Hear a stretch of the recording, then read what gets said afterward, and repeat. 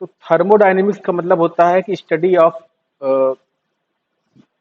जो मोशन है, डायनेमिक्स का मतलब होता है मूवमेंट ऑफ थर्मल, जो हीट का मूवमेंट है उसकी स्टडी को हम लोग थर्मोडायनेमिक्स करते हैं, थर्मोडायनेमिक्स कहते हैं। और अलग अलग ब्रांचेस में इसकी स्टडी हो सकती है, जैसे फिजिकल केमिस्ट्री में भी यूज करते हैं, केमिस्ट्री में भी होता है ये। हम लोग यहाँ पे बायोकेमिकल थर्मोडायनेमिक्स की स्टडी करने वाले हैं। तो as you can see in this picture, a plus c equal to b plus d, एक कोई इक्वेशन दे रखी है, एक कोई सबस्ट्रेट है ए एंड सी, ये मिलके आपका बना रहा है बी प्लस डी, और इसी में आपका हीट प्रोड्यूस हो रही है। तो इनके बीच की एक रिलेशन होगी, इसकी जो एनर्जी की रिलेशन है उसी की स्टडी को हम लोग थर्मोडायनेमिक्स बोलते हैं। इस चीज को हम लोगों ने काफी डिटेल में पिछली क्लास में देखा था। तो हर जो रिएक्शन है एक दूसरे से जुड़ी हुई होती है, कपलिंग होती है एक दूसरे से, वो भी हम लोग देखेंगे अभी आने वाले उसमें। लेकिन एनर्जी को स्टडी करने से पहले थोड़ा सा हम लोग देख लेते हैं व्हाट इज एनर्जी। बचपन से हम लोग सुनते आ रहे हैं, energy is a defined as the capacity to do work. किसी चीज में अगर वर्क करने की कैपेसिटी है तो हम लोग कहते हैं कि उसमें एनर्जी है। तो यहाँ पे which is the product of given force, तो ये आपका वर्क हो गया। वर्क कितना हुआ है, कितना हम फोर्स लगाएंगे, और उस फोर्स के कारण कितना डिस्टेंस हम लोगों ने ट्रेवल किया। आपका जो भी वस्तु है उस पर फोर्स लगाने की वजह से जो ट्रेवल होगा उसको मल्टीप्लाई करेंगे तो टोटल वर्क आ जाएगा। तो ये एक एनर्जी एग्जिस्ट इन, और ये इसी को हम लोग एनर्जी बोलते हैं। ठीक है, टोटल वर्क डन। एनर्जी जो है वो कई फॉर्म्स में होती है। हम लोगों ने देखा था पिछली क्लास में भी कि अलग अलग फॉर्म्स में, इलेक्ट्रिकल, मैकेनिकल, केमिकल, और इसके अलावा लाइट एनर्जी भी होती है। और ये सारे फॉर्म्स आपस में इंटर कन्वर्टेबल होते हैं, एक दूसरे में ये चेंज हो सकते हैं। फॉर एग्जाम्पल जैसे कि इलेक्ट्रिक मोटर जैसे है, वो इलेक्ट्रिक एनर्जी से चलती है, लेकिन उस मोटर से हम लोग मैकेनिकल वर्क भी कर सकते हैं, तो मैकेनिकल एनर्जी में कन्वर्ट हो रही है इलेक्ट्रिकल एनर्जी। बैटरी, बैटरी क्या हो रही है, केमिकल इनटू इलेक्ट्रिकल एनर्जी, उसके अंदर केमिकल एनर्जी है और वो आप यूज कर सकते हो इलेक्ट्रिकल एनर्जी के तौर पे। तो इस तरह से हम लोग अपनी लाइफ में भी एनर्जी का ट्रांसफॉर्मेशन देखते रहते हैं। तो यहाँ पे मैंने कुछ पिक्चर्स लगा रखी है। एक हॉर्स अगर दौड़ रहा है, that is the chemical energy to mechanical energy, उसके अंदर जो एटीपी वगैरह है उस एनर्जी को यूज करके वो मैकेनिकल एनर्जी रनिंग में यूज कर सकते हैं। इलेक्ट्रिक फिश क्या करती है, केमिकल एनर्जी को इलेक्ट्रिकल एनर्जी में कन्वर्ट कर रही है। इसी तरह से बैक्टीरिया भी केमिकल एनर्जी को लाइट एनर्जी में कन्वर्ट, फास्फोरेसेंट बैक्टीरिया, ये बैक्टीरिया लाइट प्रोड्यूस करते हैं फास्फोरेसेंट लाइट टाइप में। तो वो कैसे हो पाता है, with the help of chemical energy. तो एनर्जी यहाँ पे हम लोग देख पा रहे हैं कि एनर्जी का एक फॉर्म दूसरे फॉर्म में कन्वर्ट हो जाता है। लेकिन जब ये फॉर्म कन्वर्ट होता है तो यहाँ पे कुछ ना कुछ लॉस होता है। As an example, when an electric motor transform electrical to mechanical energy, the output of useful energy is always less than the input. और ये क्यों होता है, जब हम कोई मोटर चलाते हैं तो आप हम लोग देखते हैं कुछ देर बाद वो मोटर गर्म होने लगती है। इलेक्ट्रिक एनर्जी आपकी मैकेनिकल एनर्जी में कन्वर्ट हो रही है, लेकिन साथ साथ में क्या हो रहा है कि कुछ हीट भी प्रोड्यूस होती है, और यही जो हीट है ये लॉस हो रही है। जो हम उसको एनर्जी पूरी की मिलनी चाहिए वो नहीं मिल पा रही है, कुछ पार्ट उसका हमेशा जो है लॉस हो जाता है, और ये आपको दिखेगा हीट प्रोडक्ट के रूप में। This is due to the friction in the motor, ये किस लिए है, क्योंकि मोटर के अंदर कुछ ना कुछ फ्रिक्शन होता है which generates the heat. The heat in turn dissipate in the environment and is no longer useful. और ये हीट क्या है, इसका हम लोग क्या यूज कर पाते हैं, नहीं, ये हीट जो है इन्वायरमेंट में मिक्स हो जाएगी और इसको हम लोग यूज नहीं कर पाएंगे। Thus, when a work is done or when one form of energy is changed to other, the loss of useful energy. तो जब भी एनर्जी का ट्रांसफॉर्मेशन होता है तो कुछ ना कुछ लॉस होता है। मेरी आवाज आ रही है आप लोगों को? Students, can you hear me? Yes, sir. Okay. तो अब ये जो लॉज हैं इसकी स्टडी बहुत सारे रिसर्चर्स ने किया कि हीट का ये ट्रांसफॉर्मेशन कैसे हो रहा है, एनर्जी का ट्रांसफॉर्मेशन कैसे हो रहा है अलग अलग चीज़ों पे, है ना। जैसे फिजिक्स वाले लोगों ने फिजिकल चीज़ों पे एनालिसिस किया, केमिस्ट्री वालों ने केमिकल एनालिसिस किया कि रिएक्शन में कितनी एनर्जी हो रही है, बायोकेमिकल वालों ने बायोकेमिस्ट्री में किया। तो यहाँ पे बायोलॉजिकल पार्ट हम लोग डिस्कस करने वाले हैं यहाँ पे। और इसी के आधार अलग अलग रिसर्च के आधार पे कुछ लॉज प्रपोज किए। There are 4 laws which we have discussed in earlier class, but in the case of biochemistry we will discuss about first and second laws. तो यहाँ पे मैंने दे रखा है ये first law of the thermodynamics.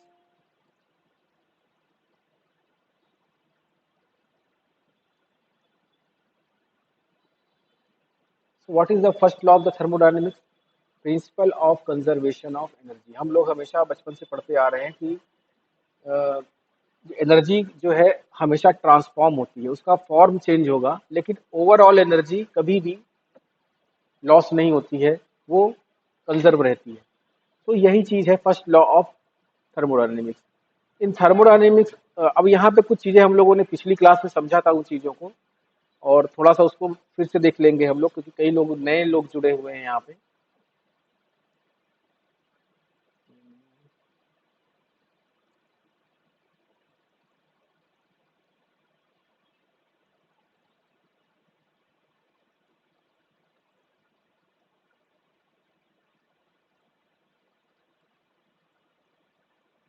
ये slide दिख रही है आपको स्टूडेंट्स? Yes, sir. ओके। सो मैं क्विक रिवीजन करना चाहता हूँ क्योंकि काफ़ी नए लोग अब जुड़ चुके हैं, तो एक रिवाइज कर लेते हैं उन चीज़ों को बहुत ही तेज़ी से, क्योंकि हमारे पास टाइम भी कम है। So energy is the capacity of doing work. हम लोगों ने एनर्जी की डिफिनेशन देखी, एनर्जी क्या है सबसे पहले हम लोगों ने वो देखा। अब ये अलग अलग टाइप की एनर्जी होती है लिविंग ऑर्गेनिज्म में। लिविंग ऑर्गेनिज्म को जिंदा रहने के लिए काम करना पड़ेगा, ग्रो करना पड़ेगा, रिप्रोड्यूस करना पड़ेगा, और इन सब चीज़ों में आपकी एनर्जी की ज़रूरत पड़ती है। और एनर्जी आपकी प्रोड्यूस होती है एक चैनल के थ्रू, और उसी चैनल से एटीपी प्रोड्यूस होता है, और उसके बाद उसको हम लोग यूज़ कर सकते हैं अपने बायोलॉजिकल वर्क में। तो जब अगर in the case of living organism, एक energy transduction, conversion of one form of energy to another form, ये लगातार रूप से होता रहता है। यहाँ पे मैंने कुछ एग्जांपल डिस्कस किए थे, kinetic energy and potential energy. Kinetic energy होती है due to the motion, energy of movement, जबकि पोटेंशियल होती है energy of position due to the static position of the body. यहाँ पे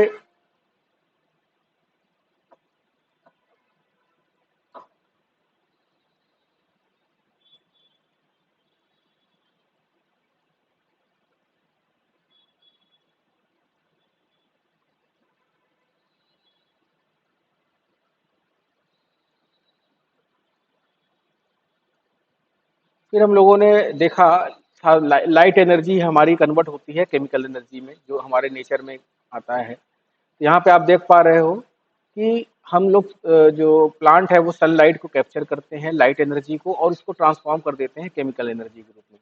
ठीक है, तो ये एनर्जी का एक ट्रांसफॉर्मेशन होता है। और लेकिन जब ये एनर्जी का ट्रांसफॉर्मेशन होता है तो यहाँ पे हम लोग देखते हैं कि कुछ ना कुछ सम पार्ट जो है वो हीट के रूप में, यहाँ पे आप स्लाइड में देख पा रहे हो, हीट के रूप में ये निकलता रहता है। सन से प्राइमरी प्रोड्यूसर को मिला, प्राइमरी प्रोड्यूसर से हर्बीवोरस को मिला, लेकिन यहाँ पे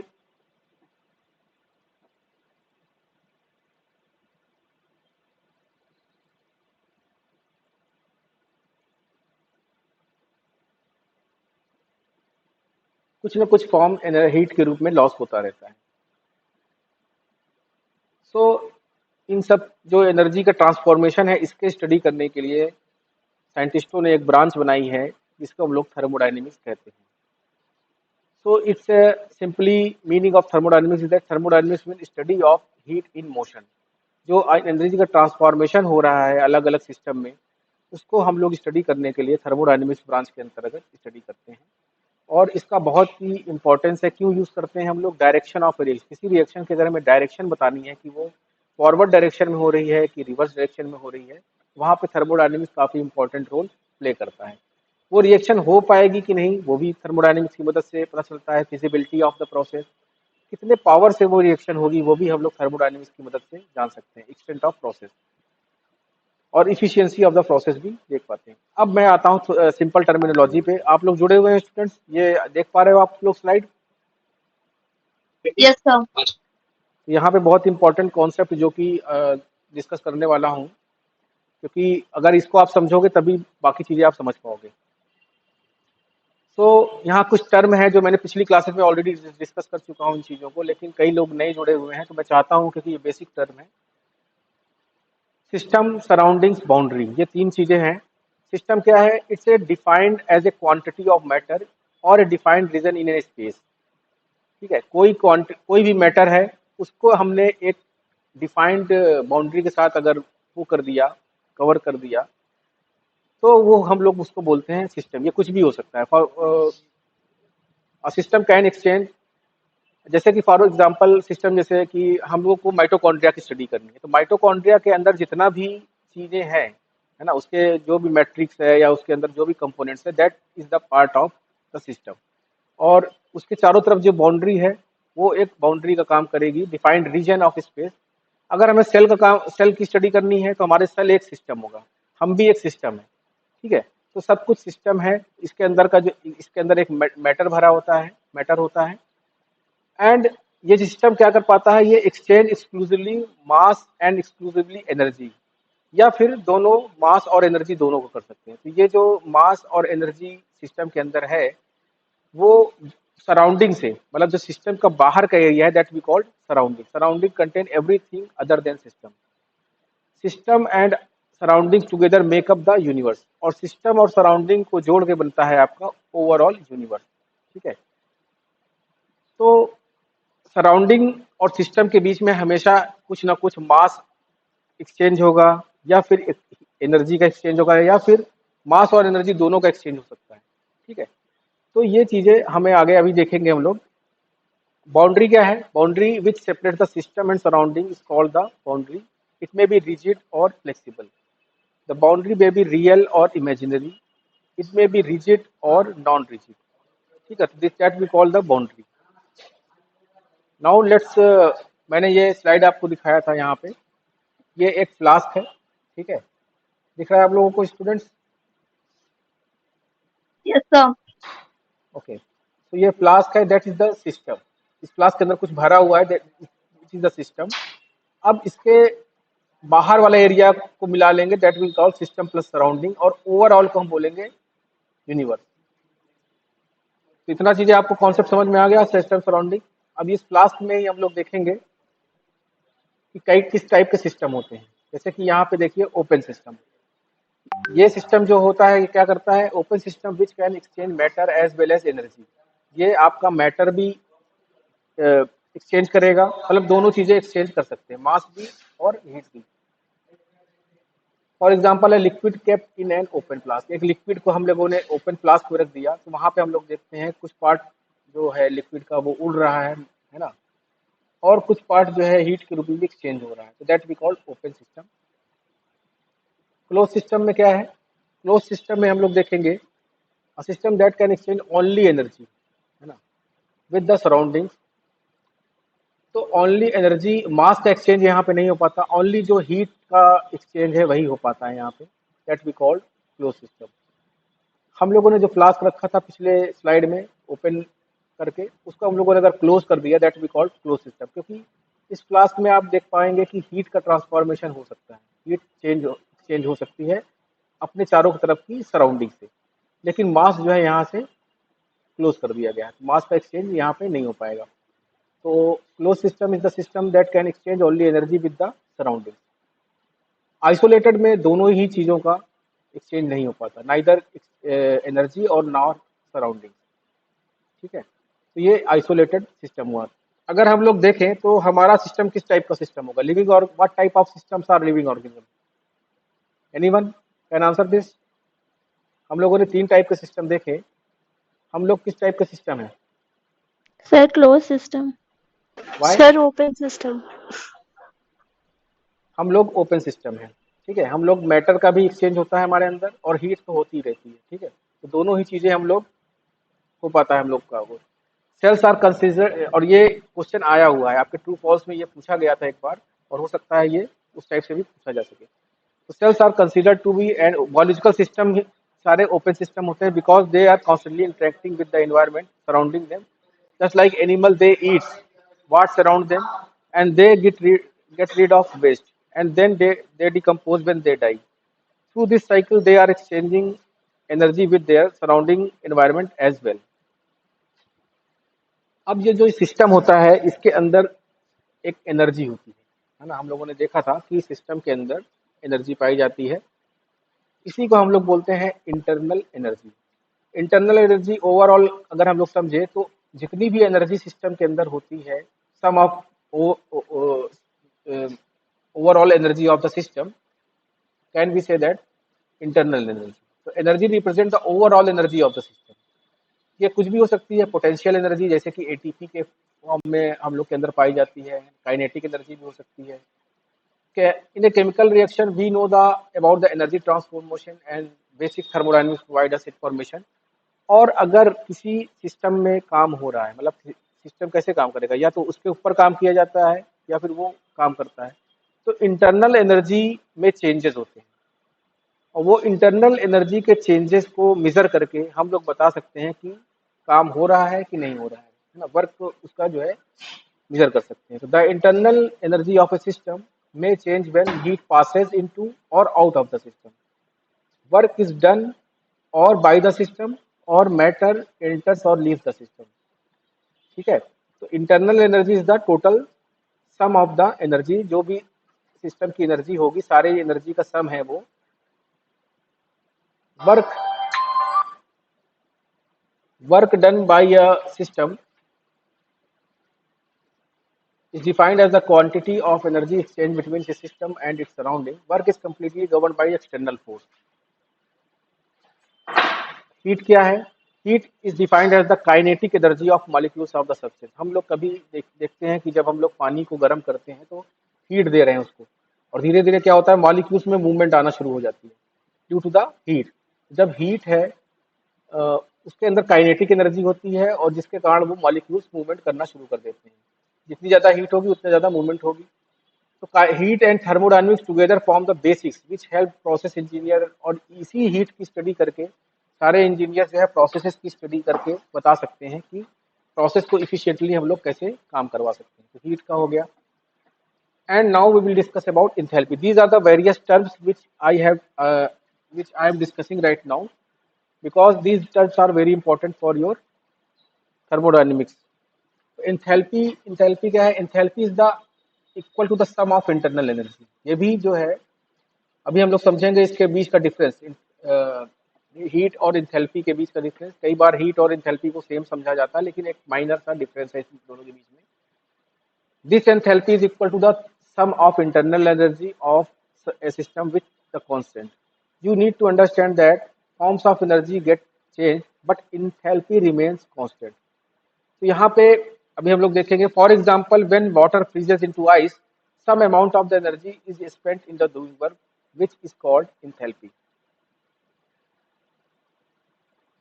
तो यहाँ पे enthalpy is a thermodynamic quantity equivalent to the total heat of the content of a system. जो किसी सिस्टम की टोटल हीट होती है उसको हम लोग एंथैल्पी बोलते हैं। जबकि हीट क्या है? Heat is a form of energy, एक एनर्जी का फॉर्म है जो कि थर्मोडायनेमिक सिस्टम के अंदर ट्रांसफॉर्म होता है। So most of the time we use the terms enthalpy and heat interchangeably, but there is slight difference। एक छोटा सा डिफरेंस है। तो enthalpy is the bigger than heat, ये bigger as compared to the heat।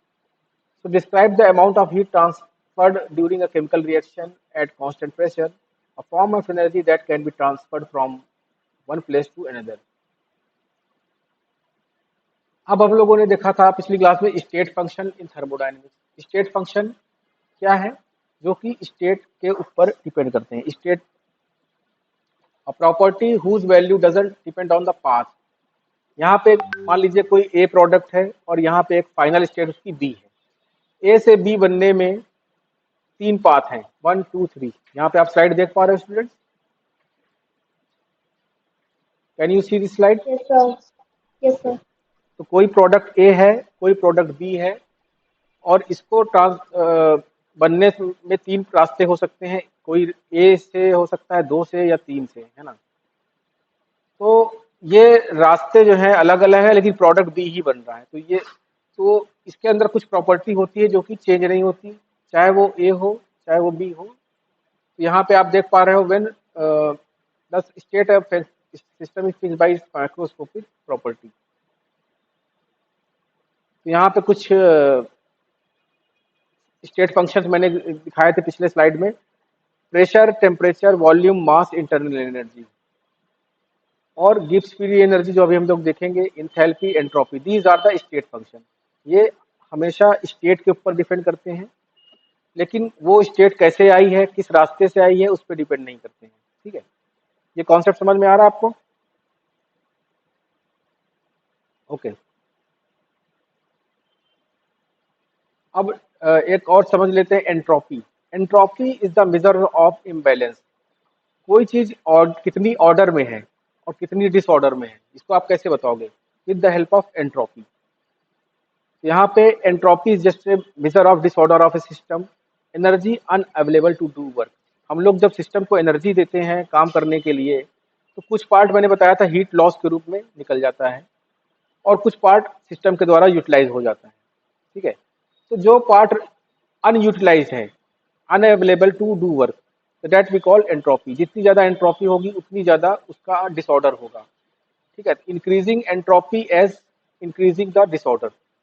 यहाँ पे मैंने example दे रखा है, देखिए सॉलिड जब होता है तो वहां पे एंट्रोपी बहुत कम होती है, लेस देन जीरो होता है, और वहां पे सब कुछ अरेंजमेंट होता है एज कंपेयर टू, जैसे आप देखते हो कि आइस में क्या है कि सारे लैटिस स्ट्रक्चर में मौजूद होते हैं मॉलिक्यूल्स। तो वहां पे एंट्रोपी बहुत कम है, लेस देन जीरो है। लेकिन हमने उसको थोड़ा हीट दिया तो क्या हुआ कि उसके अंदर काइनेटिक एनर्जी आ गई मॉलिक्यूल्स के अंदर, और मूवमेंट शुरू हो गया थोड़ा सा, और वो लिक्विड में कन्वर्ट हो जाएगा आइस। तो वहां पे आपकी ग्रेटर देन जीरो हो जाएगा। ठीक है, वहां पे एक डिसऑर्डर आ गया, और डिसऑर्डर जितना ज्यादा बढ़ेगा उतना ज्यादा एंट्रोपी बढ़ती जाएगी। फिर हमने और उसको हीट दिया तो वो गैसियस फॉर्म में आ जाएगा, और एंट्रोपी और बढ़ जाएगी, क्योंकि वहां पे डिसऑर्डर और बढ़ जाएगा। तो entropy is just a major of disorder of a system. अब हम लोगों ने देखा था कुछ स्टेट फंक्शन थे जो कि आपके स्टेट के ऊपर डिपेंड करते हैं। कुछ पाथ फंक्शन है, दो ही हैं। Two example of the path function are heat and work. ये दोनों आपके हीट एंड वर्क दोनों, जो रास्ता हम लोग लेते हैं कन्वर्जन में, वो उसके ऊपर डिपेंड करता है, not on the state of the product, reactant और प्रोडक्ट। फिर हम लोगों ने कुछ लॉज देखे थे पिछली क्लास में, laws of the thermodynamics, zeroth laws of thermodynamics, first law of thermodynamics, second and third law of thermodynamics. तो जीरो लॉ क्या है? जीरो लॉ, मान लीजिए कोई सिस्टम है, two system are in equilibrium with a third system, है ना। दो सिस्टम है, वो थर्ड सिस्टम के साथ इक्विलिब्रियम में है, तो क्या होगा कि are in thermal equilibrium with each other. तो ओवरऑल जो है, then they are also in equilibrium with each other. वो तीनों के तीनों आपस में भी इक्विलिब्रियम में होंगे। ये इसका zero law. And first law क्या है, जो मैंने अभी डिस्कस किया था, law of conservation of energy. Energy can exchange in the forms but is neither created और नॉर डिस्ट्रॉयड। सेकेंड लॉ क्या है? Second law is the state of the entropy of entire universe. जितनी system का entropy है, that is the always increases. ठीक है, जो भी हम लोग डिस्कस करेंगे इन डिटेल। थर्ड लॉ क्या है? Third law is the entropy of a perfect crystal at absolute zero, जैसे कि आइस के केस में हम लोगों ने अभी देखा था। ये लॉ है, इसमें हम लोग फर्स्ट एंड सेकंड को डिस्कस करेंगे। For any physical or chemical change, the amount of energy in the universe remains constant. Energy may change from or it may transported from one region to another, but it can not be created or destroyed. तो पूरे universe को अगर हम लोग देखें तो उसकी energy हमेशा कांस्टेंट रहेगी। इसको फर्स्ट सबसे पहले बी मेयर नाम के साइंटिस्ट था, उन्होंने दिया था इसको, as a result of study of energy transformation in inanimate world, but it is equally applicable to living system। उन्होंने तो ये जो नॉन लिविंग थिंग्स है उसके ऊपर दिया था, लेकिन ये लिविंग थिंग्स के ऊपर भी एप्लीकेबल होते हैं। So total amount of the energy in the universe is always remains constant. This is the first law. और मैथमेटिकल इक्वेशन यहाँ पे दे रखा है। हमने बताया था कि अगर कोई सिस्टम काम कर रहा है तो उसकी इंटरनल एनर्जी में चेंज होगा। सपोज करो हम लोग ई से रिप्रेजेंट कर रहे हैं उसको, यू से भी रिप्रेजेंट किया जाता है कई जगह पे। तो E delta E equal to change in the internal energy. So क्या होगा, हीट एब्जॉर्ब बाय द, जब सिस्टम कब काम करेगा, जब वो कुछ हीट एब्जॉर्ब करेगा। हम लोग काम कब करेंगे, जब हम लोग कुछ खाना खाएंगे, है ना, और हमारे द्वारा कुछ काम किया जाएगा, और इसमें क्या होगा, कुछ चीजें लॉस हो जाएंगी, उस एनर्जी का जो हम लोगों ने लिया हुआ है कुछ पार्ट लॉस हो जाएगा। जो एक्चुअल है उसको हम लोग कैसे मेजर कर सकते हैं, तो जो work done by the system को माइनस करेंगे टोटली हम लोगों ने जितना लिया हुआ है उससे, हीट एब्जॉर्ब किया हुआ है सिस्टम ने उससे, तो हमारा total energy, internal energy, changes in the internal energy आ सकता है। ठीक है, तो note what they about the question that change in the energy system depends only on the initial and final stages, not on the path of transformation, जो कि हम लोगों ने देखा था पिछले इसमें। और second law is the universe always tends toward the increasing disorder. In all natural process the entropy of the universe increases. ये कुछ बेसिक्स था जो हम लोगों ने पिछली क्लास में देखा था। Now let's move on to the our this part.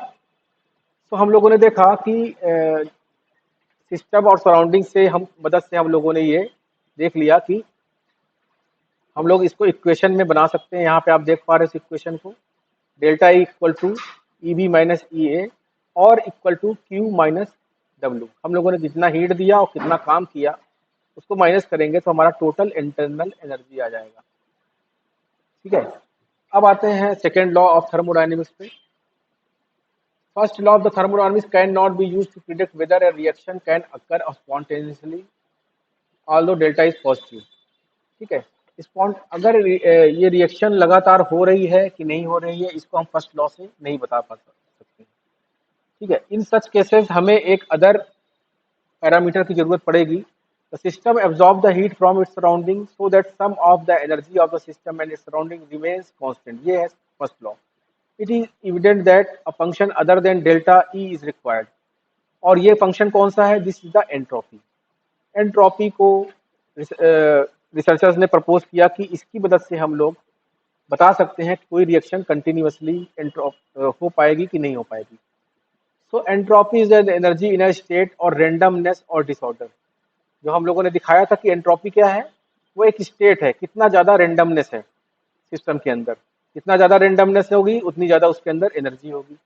It is unavailable useless energy, और ये होती है due to the unavailable part of the energy. In other word entropy is a measure of the degree of randomness और disorder of the system. और इसको हम लोग हमेशा चेंज को मेजर कर सकते हैं। आप लोग कभी भी इंटरनल एनर्जी को एग्जैक्ट यूनिट नहीं मेजर कर पाओगे, हमेशा उसके चेंज को ही मेजर कर पाएंगे। The entropy is of system increases when it becomes more disorder. जैसे जैसे डिसऑर्डर ज्यादा बढ़ता है उसी तरह एंट्रोपी बढ़ती जाती है, जो हम लोगों ने अभी स्लाइड में भी देखा था। Entropy become maximum in a system it approaches to equilibrium.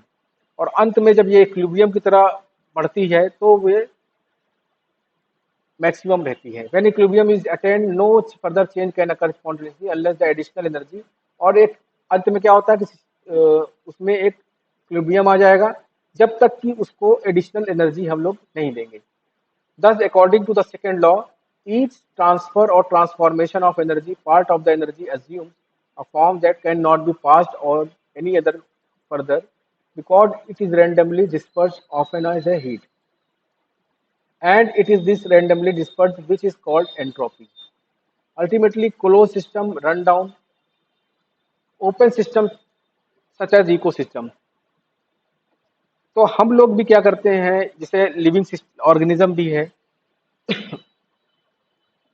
It is randomly इसमें भी हीट का लॉस होता रहता है ना, हीट का लॉस होता रहता है। अगर हम लोग को बाहर से हीट नहीं मिलेगी, अगर हम लोग ओपन सिस्टम नहीं होते, हमें बाहर से हीट नहीं मिलती, मतलब सॉरी एनर्जी के लिए हमें मास वगैरह नहीं ले पाते, तो क्या होता, धीरे धीरे हमारा सिस्टम इक्विलिब्रियम में आ जाता और उसके बाद वो डाउन हो जाता। लेकिन open system ecosystem however there constant input, हम लोग लगातार लेते रहते हैं एनर्जी के लिए, और ये क्या करती है एनर्जी, हम जो ऑर्डर है उसको मेंटेन करती रहती है, maintain steady state in spite of second law of thermodynamics.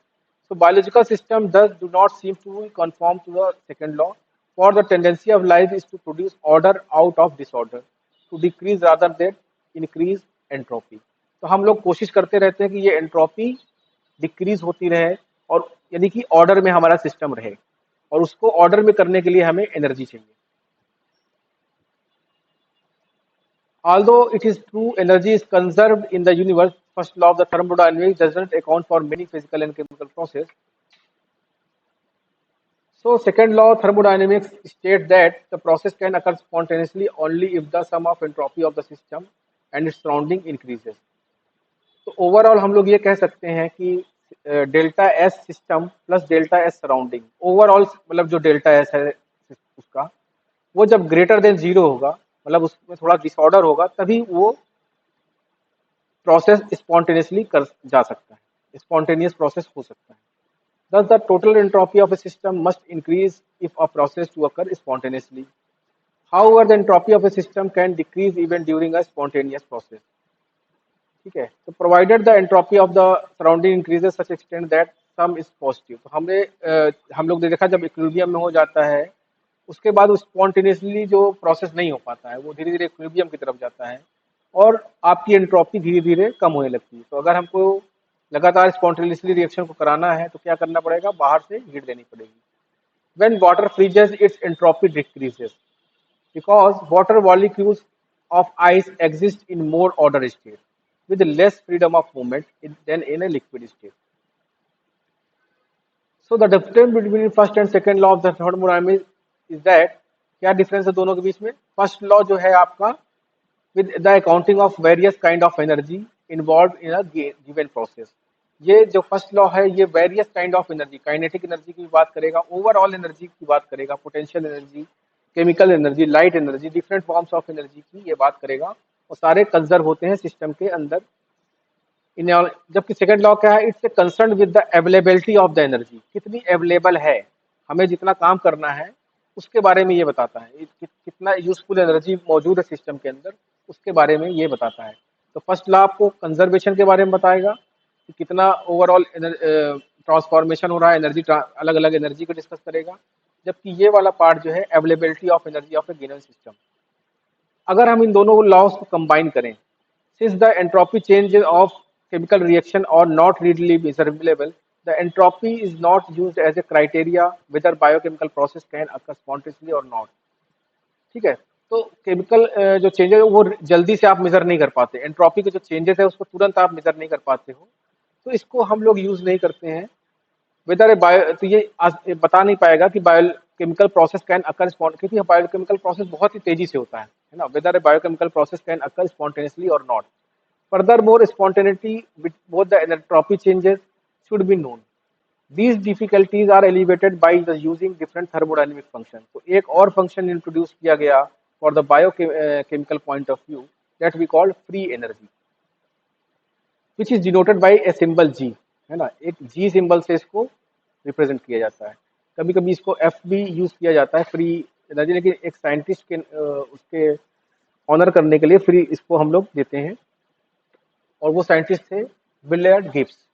तो Gibbs was a American physical chemist who single handedly created large portion of chemical thermodynamics. जितना भी आप थर्मोडायनेमिक्स का पोर्शन देख रहे हो, तो उन्होंने अकेले ही इसको स्टडी किया था. ठीक है, और इसी ऑनर में जो फ्री एनर्जी का टर्म है उसमें हम लोग जी कहते हैं.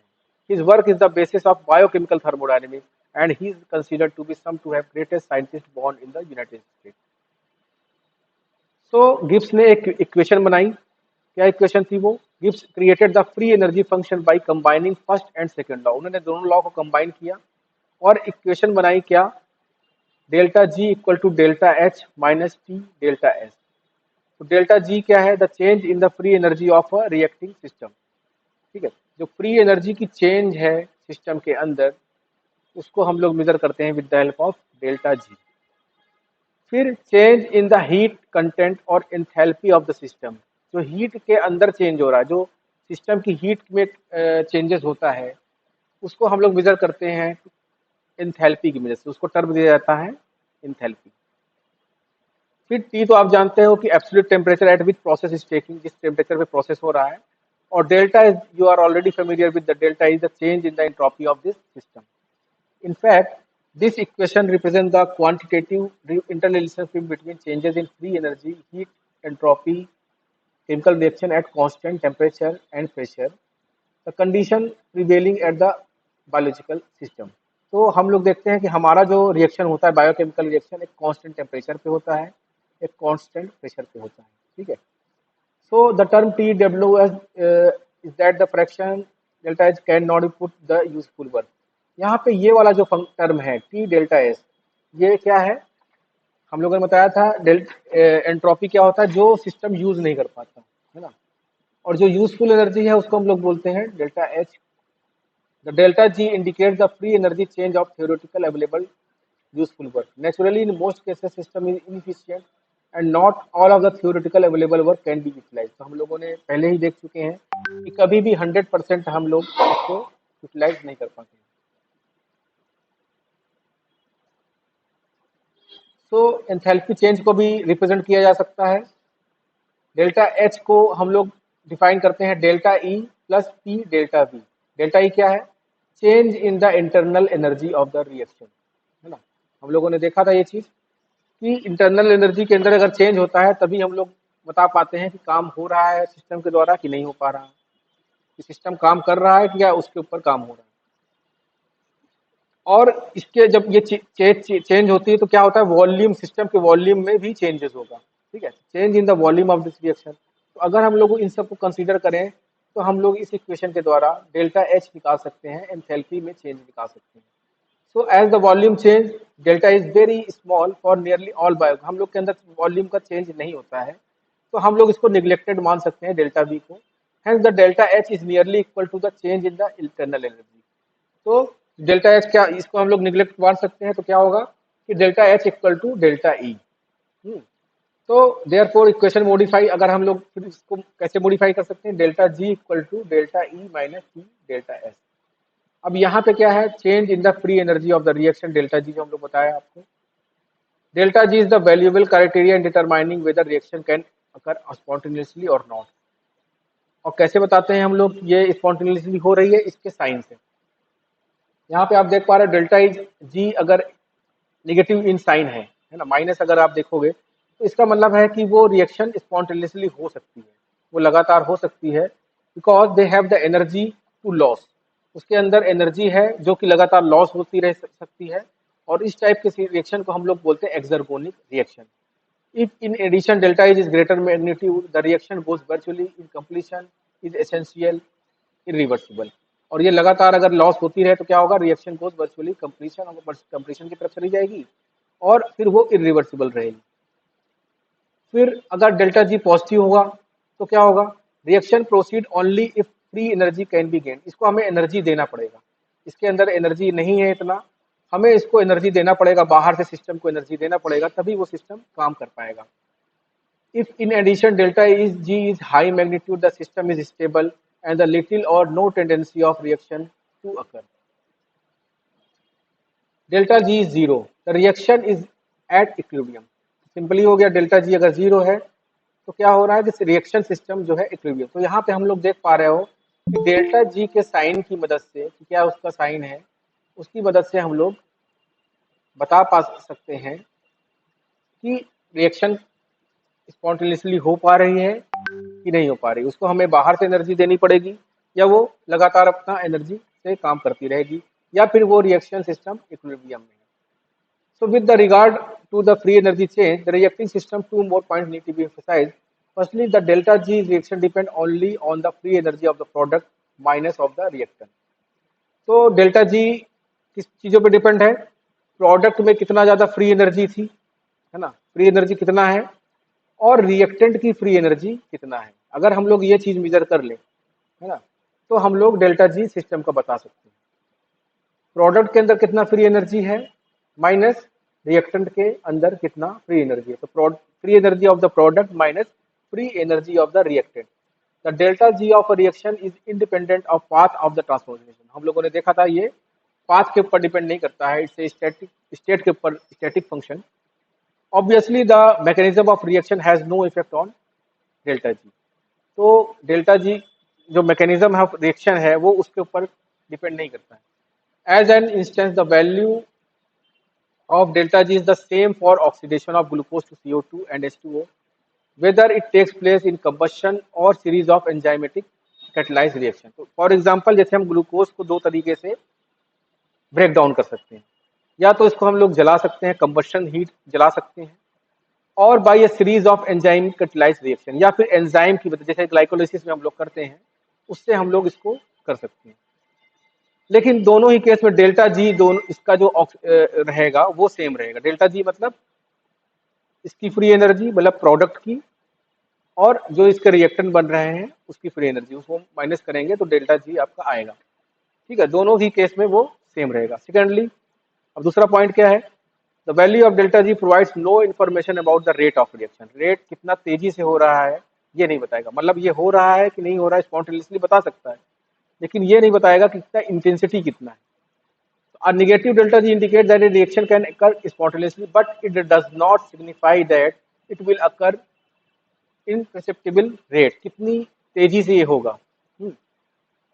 Is as already pointed out, the rate of reaction rather depends on the free energy of activation. It is unrelated to delta G। तो ये जो है free energy of activation के ऊपर ये depend करता है। To get a feeling of the magnitude of change in various form of energy and actual example of aerobic reaction, यहाँ पे आप देख पा रहे हो हमें magnitude of the change of the various form energy को अगर करना है, the living system carry out oxidation of process presence of CO2। यहाँ पे आप देख पा रहे हो 6 ग्लूकोज हमारा ब्रेक डाउन हो रहा है ना, रिस्पिरेशन में, और उसके बाद CO2 बनता है और H2O बनता है। और यहाँ पे डेल्टा जी कितना है, minus, which are standard condition in thermodynamic, assuming the temperature 25 degrees centigrade and the pressure is 1 atmosphere, which is the standard condition for thermodynamics, following energy changes takes place the per molecular of oxidize। तो इस case में यहाँ पे कितना वो होगा, delta G equal to -186,000 calorie per mole, और delta H क्या है, -673,000 कैलोरी पर मोल। ठीक है, और इन इक्वेशन 3 से हम लोग ये इक्वेशन फाइंड आउट करके यहाँ निकाल सकते हैं डेल्टा एस की वैल्यू क्या है। वी गेट द 44 कैलोरी पर degree. So entropy of the universe has increase, यहाँ पे प्लस वैल्यू आ रही है तो एंट्रोपी सिस्टम की बढ़ रही है, तो सिस्टम की एंट्रोपी बढ़ रही है तो यहाँ पे हम इंटेंसिटी रिएक्शन की निकाल सकते हैं इस तरह से। आज हम लोग यहीं तक करते हैं। ठीक है, नेक्स्ट क्लास में हम लोग डिस्कस करेंगे अलग चीज़ों को। तो ये आप लोग